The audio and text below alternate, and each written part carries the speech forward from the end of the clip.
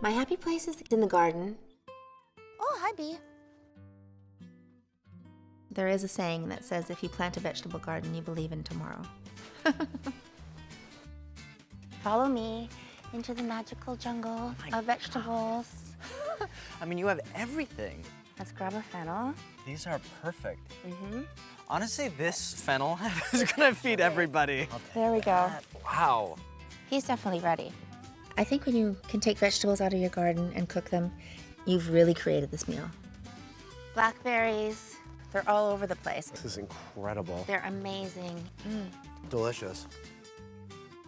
Oh, I think the best way you can eat is just straight from the garden. We gotta make sure we don't eat them all. I can't stop eating.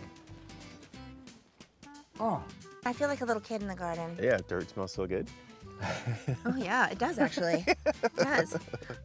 These hot peppers, would these be really hot? You know how you can tell if they're gonna be spicy or not? If you take one and you smell the stem, if it smells like a hot pepper and not grass, it's gonna burn.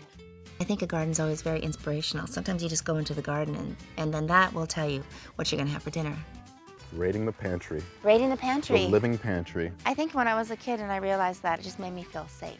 Yeah. That I didn't have to depend on anybody, that everything was provided for me from the earth. It's just kind of one of those aha moments when you're like, I'm gonna be okay, because I can just eat from the earth. Mother Nature provides. And my garden is in full bloom. I don't know, it just makes my mouth water even thinking about it.